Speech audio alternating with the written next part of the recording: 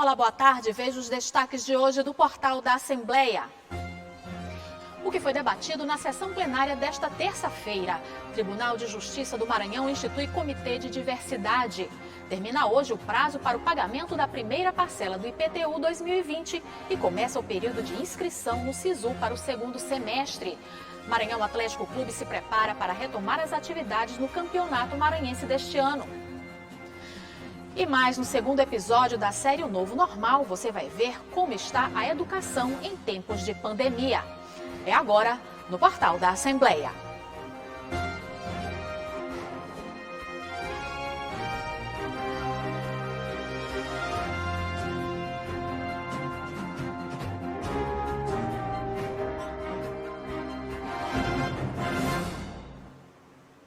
No segundo episódio da série O Novo Normal, você vai ver os impactos da pandemia causada pela Covid-19 na educação. Salas de aula se transformaram em ambientes virtuais e a tecnologia é cada vez mais presente como ferramenta educacional. Mas os especialistas alertam que o convívio social continua sendo fundamental para o processo de aprendizagem.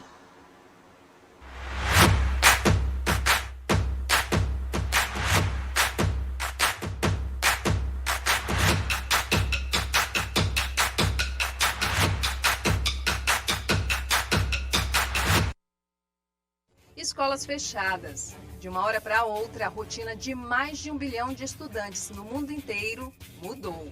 São alunos da educação básica e ensino superior que, por conta da pandemia do novo coronavírus, precisaram ficar em casa para evitar a disseminação da Covid-19. Então, a gente tem crianças que naturalmente não entenderiam e não teriam o nível de comportamentos que seriam necessários para que se mantivesse distanciamento social. Imagina a gente dizer com a criança que ela não poderia tocar no coleguinha, que ela teria que usar máscara, que ela teria que higienizar as mãos. E mesmo adolescentes, que têm um comportamento muito mais social, muito mais de tocar, muito mais de socializar com o seu amigo. Passado alguns meses do início da pandemia, alguns países já retornaram com as atividades em escolas. Outros, como o Brasil, ainda nem tem certeza da previsão de volta. Aqui já são quase 4 meses sem aulas presenciais e o número de alunos que estão em casa nesse período passa de 50 milhões.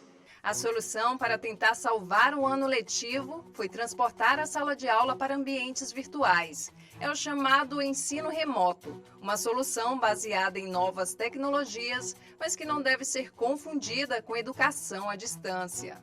Um debate inicial que tem se feito muito é que tipo de educação é essa, né? Já que ela não se caracteriza como uma educação à distância, porque a educação à distância ela é planejada, inclusive com a tutoria, né? Então você monta a aula, você tem tutores que são mediadores desse conhecimento e você tem ferramentas que são criadas para esse mecanismo, plataformas próprias. Então nós não tivemos tempo para fazer essa preparação. Então, a gente está fazendo assim, aulas remotas, né? E está fazendo, jogando a bola, né? E criando a tática do jogo no decorrer do jogo. Então, é isso que tem acontecido. Isso tem sido um grande desafio para os professores e um grande desafio para os alunos e, sobretudo, para as famílias, né? Porque isso exige uma relação com o conhecimento muito diferente. Haja desafio para se adaptar à nova realidade. De casa, alunos assistem às aulas por televisão, celular, computador. Uma forma diferente de aprender que o Youssef já descobriu. Tem pontos positivos, mas também negativos. Bom, esse ensino ele chega a ser um pouco eficiente na parte de não precisa pagar quadro, não precisa tocar professor, então a gente perde menos tempo nesses tipos de afazeres que o ensino presencial tem. Porém, eu sinto que a falta de uma presença de professor, uma autoridade, deixe a aula um pouco mais firme. E olha que o Youssef ainda é um privilegiado.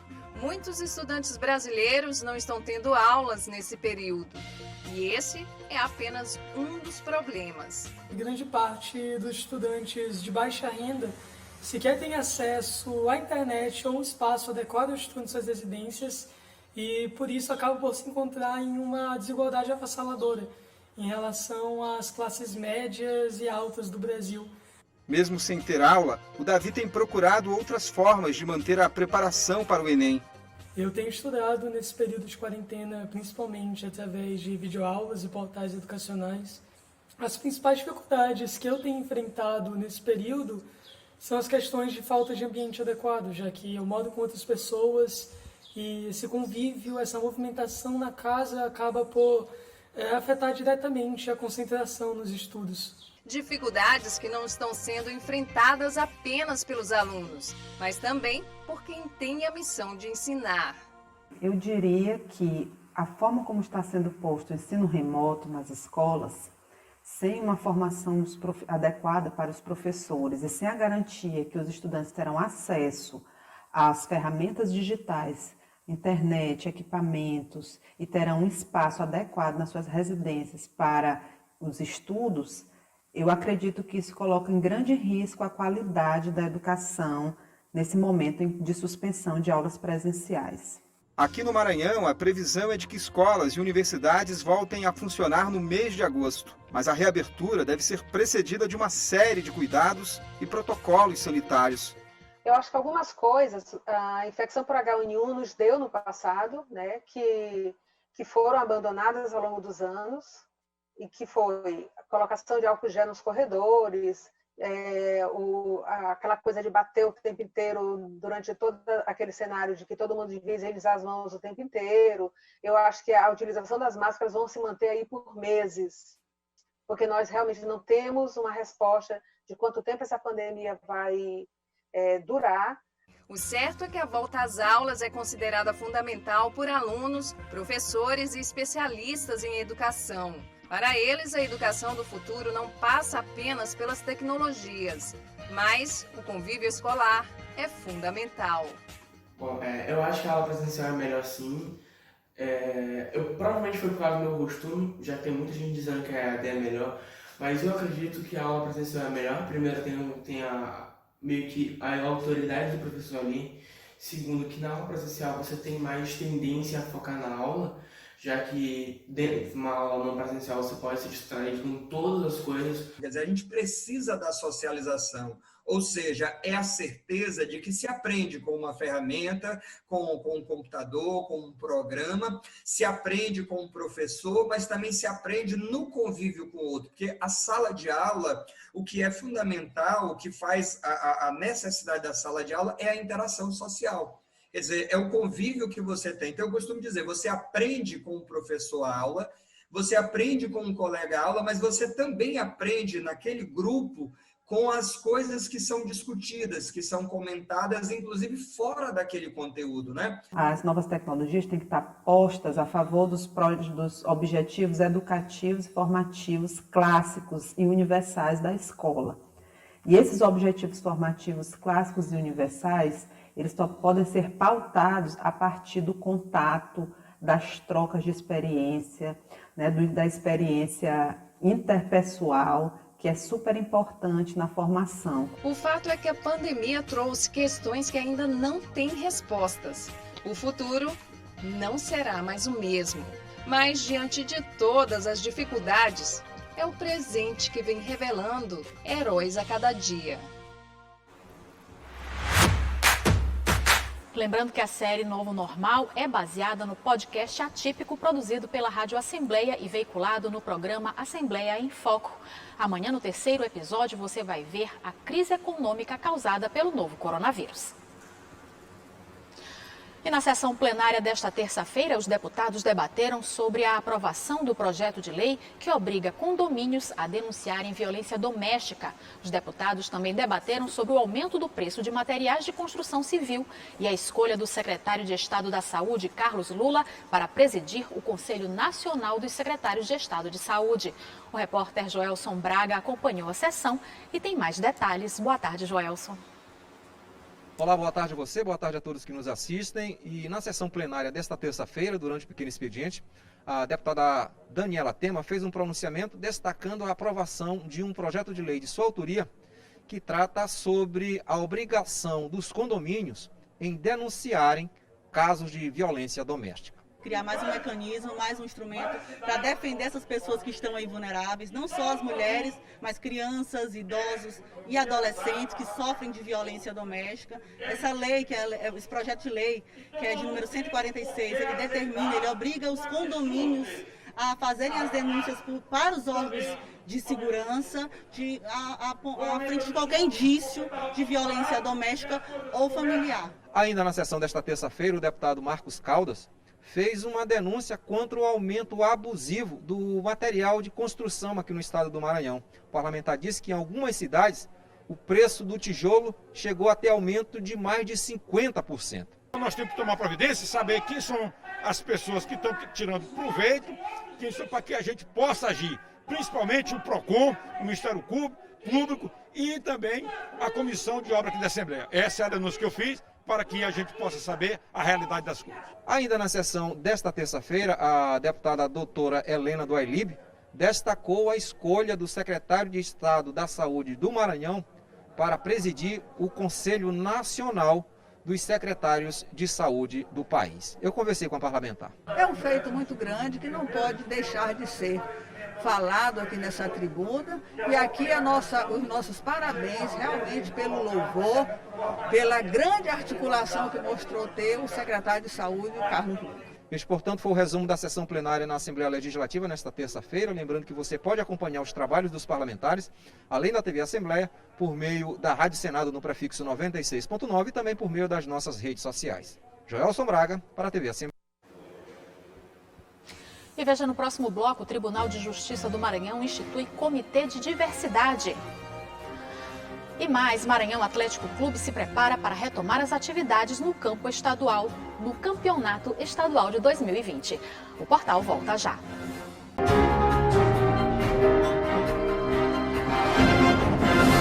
O Tribunal de Justiça do Maranhão instituiu, através de solenidade realizada via videoconferência, o Comitê de Diversidade, que tem como objetivo garantir direitos básicos e fundamentais de diversos grupos sociais. O comitê será composto por funcionários que se enquadram em diversos aspectos sociais, com o objetivo de propor estratégias e ações de inclusão para o público interno e externo do tribunal. Promovida através de videoconferência pelo Poder Judiciário do Maranhão, a solenidade teve como objetivo assegurar os direitos fundamentais de diversos grupos sociais.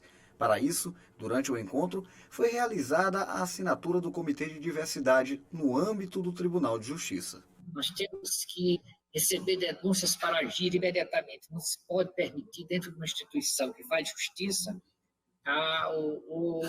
uma injustiça tão dolorida como essa, de discriminar minorias. Conduzida pela diretora de Recursos Humanos do TJMA, Daniele Mesquita, a cerimônia de assinatura da resolução teve também a participação do juiz de direito Marco Adriano Ramos da Fonseca e dos servidores Luciana Brandão Ferreira, Luciano Lopes Vilar e Josiane Cantanhede dos Santos, que atuaram ativamente na construção do projeto de implantação do comitê. O encontro também contou com a participação da desembargadora aposentada do Tribunal de Justiça do Rio Grande do Sul, Maria Berenice Dias, que atualmente é presidente da Comissão Especial da Diversidade Sexual do Conselho Federal da OAB, no Rio Grande do Sul. Acho que é o primeiro tribunal do país que cria um comitê com essa magnitude, sabe?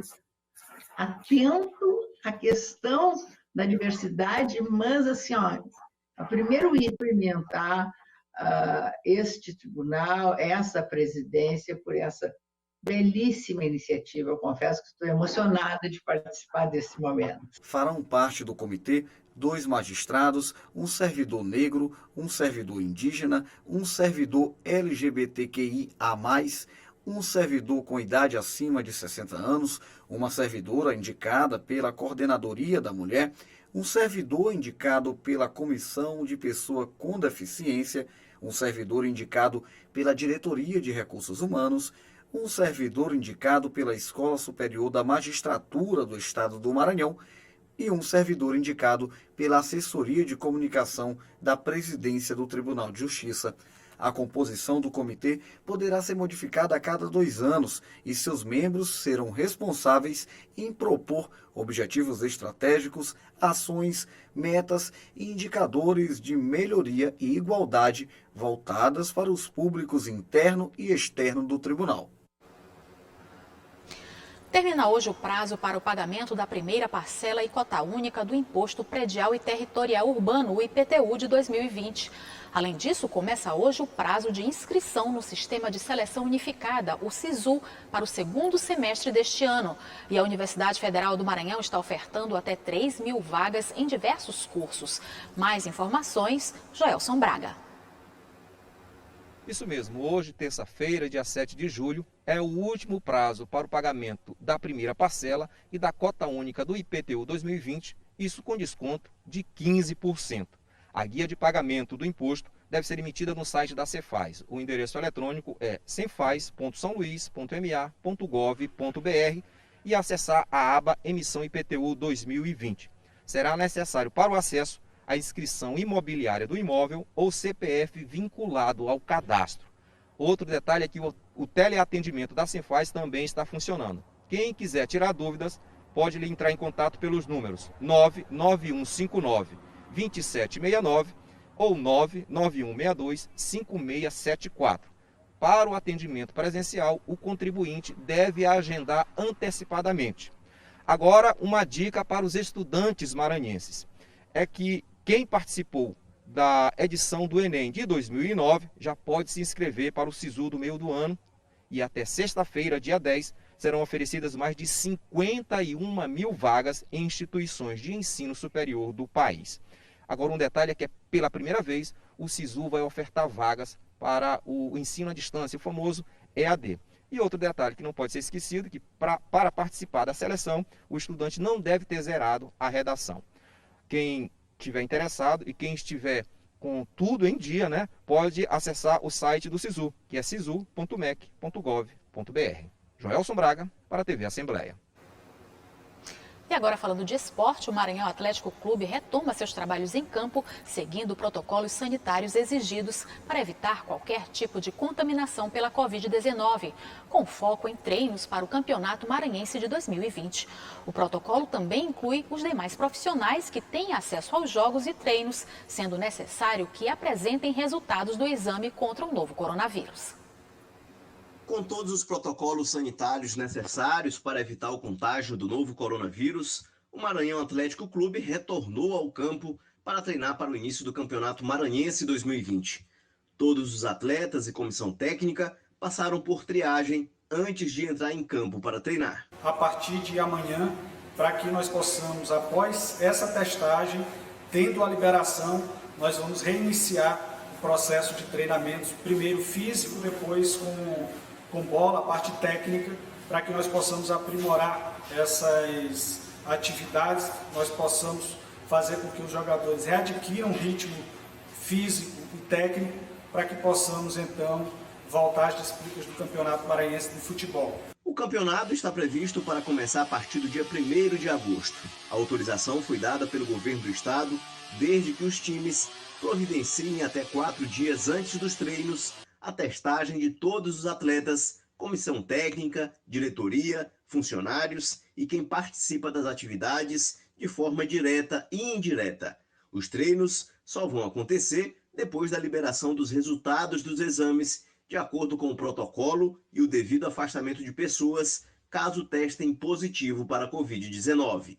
Outros profissionais somente terão acesso aos locais dos treinos e partidas se apresentarem o resultado dos exames. São os profissionais de imprensa, assim como policiais, gandulas, maqueiros, arbitragem, delegados de jogo e profissionais da saúde, por exemplo. O protocolo se estende ainda a outras recomendações dentro de campo, como proibição para fotos, apertos de mão, sem aglomeração ou abraços na comemoração de gols e também sem entrevistas em nenhum momento.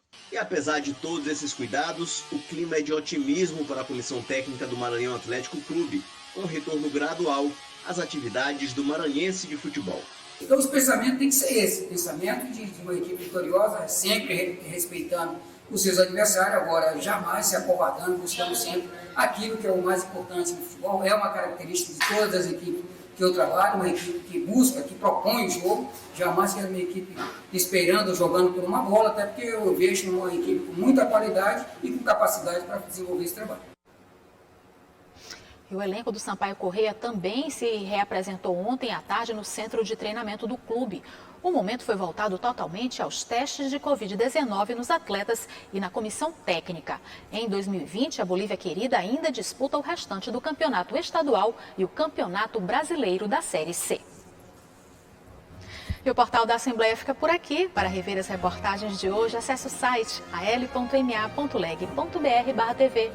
Para você, uma ótima tarde. A gente volta a se encontrar amanhã. Até lá.